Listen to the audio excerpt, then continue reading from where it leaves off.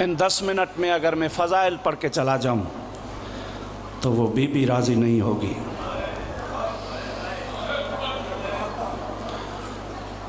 جو کبھی باپ سے بھی نہ بولتے تھے،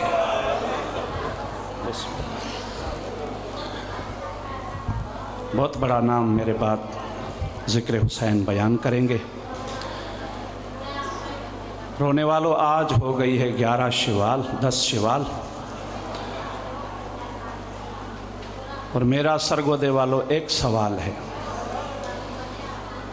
آج سے 1400 سال پہلے جس کا دروازہ جلایا گیا، واہ بھائی واہ، بسم اللہ بسم اللہ، غربت کا عالم یہ ہے کہ اس کی قبر آج بھی دھوپ پہ ہے۔ یہ جو ہائے کر کے رو رہے ہیں سیدہ کی وکالت میں شمار ہو گئے۔ ایک اور جملہ پڑھ دوں، بڑا غربت کا جملہ ہے۔ ہائے، میرا بھائی کہتا ہے قبر نہ پڑھ ذاکر صاحب، صرف پتھر پڑا ہوا ہے۔ ہمارے قبلہ عبدالحکیم صاحب مولانا کے درجات بلند فرمائیں، بسم اللہ، لال خان صاحب وہ پڑھا کرتے تھے کہ جب ہزاروں بلب کی روشنیاں جنت البقیہ کے ویران قبرستان تک پہنچتی ہیں تو باپ کی قبر سے ایک آواز اٹھتی ہے، یا میرا گنبد خضرا ہٹا دو یا میری بطول پہ کوئی سایہ بنا دو۔ میں چھوڑنے لگا ہوں، چند بندے نہ جانے کس خیال میں ہیں۔ شہید محسن نقوی نے کہا تھا، اے خاک مدینہ تیری گلیوں میں ابھی تک ہم بنت پیمبر کے لحد ڈھونڈ رہے ہیں۔ بسم اللہ بسم اللہ، بڑے عاشق مزاج لوگ ہو یار تم تو مصائب کے۔ قبلہ پچھتایا ہوگا اس ظلم نے جو نبی اور علی کی بیٹی پہ نہ ہوا۔ بسم اللہ بسم اللہ، کبھی نہ تھکنے والی قوم۔ 2009 کی بات تھی، مرپور خاص کے قریب آغا نسیم عباس مجلس پڑھنے آئے تھے، اور انہوں نے لال خان حکم دیا تھا کہ مولا کے مدح خانوں جہاں بھی پڑھنے جاؤ میرا نام لے کے یہ پڑھ لیا کرو۔ جس عمر میں ماں دعا مانگتی ہے اولاد کے لیے، اس عمر میں نبی کی بیٹی دعا مانگتی تھی، یا اللہ میں تھک گئی ہوں۔ واہ بھائی واہ، واہ بھائی واہ، واہ بھائی واہ، واہ بھائی واہ۔ ایک اور جملہ پڑھ دوں، 18 سال کی عمر تھی حسین کے ماں کی، ختم ہو گئی میری بات۔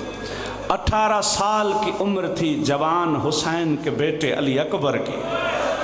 اشارہ پڑھوں گا، جو مصائب کا عاشق ہے اسی کے لیے اشارہ بھی کافی ہے۔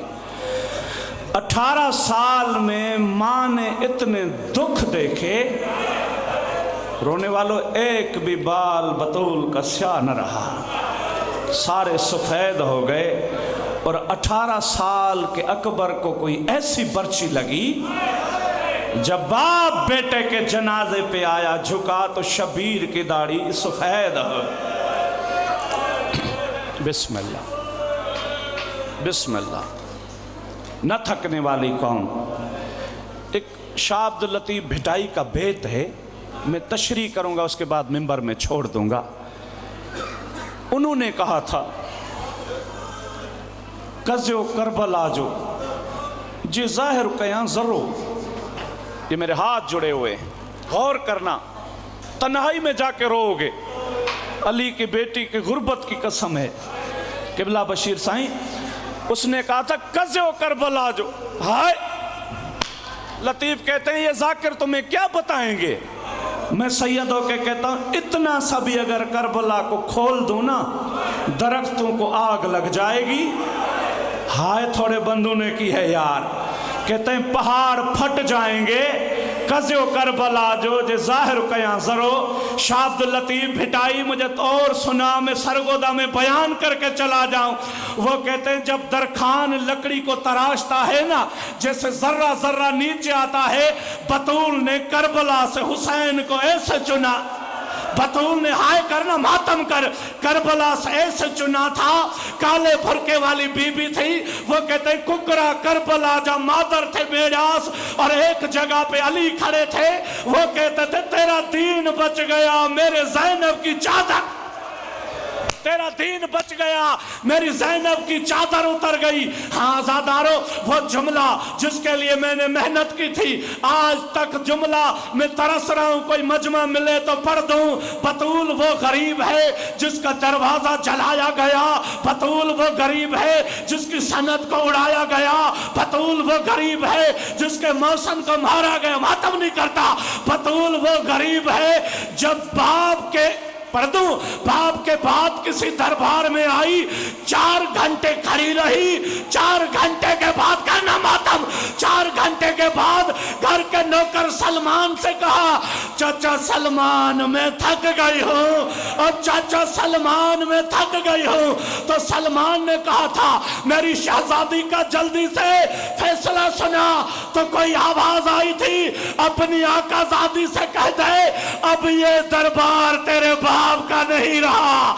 सनत के टुकड़े उड़ाए गए, छोड़ दिया मसाइब। रोने वालों, जब दरबार से वापस आई तो एक बाल भी सफेद नहीं था। जब आके अपने मुसल्ले पे बैठी तो एक मर्तबा शहजादी की निगाह पड़ी, तो माँ को देख के बेटी ने कहा था अम्मा फिदक के बाग का इतना सदमा, तेरे बालों का रंग तब्दील हो गया।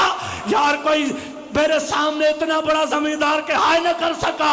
तो एक मर्तबा शहजादी ज़ैनब को देख के मेरी मखदूमा ने कहा था हर कोई सवाल करे ज़ैनब तू न पूछ, ये फिदक का सदमा नहीं, मैंने दरबार में देखा मेरे हुसैन के गले पे 13 ज़रबें चलेंगी, मेरे हसन के जनाजे पे तीर लगेंगे, मेरे कासिम के शहजादे की मेहंदी उजड़ जाएगी। अम्मा दरबार में इतने दुख देखे। तो बीबी ने कहा था मेरा ये दरबार तेरा वो दरबार, मेरा सहाबी का दरबार तेरा शराबी का।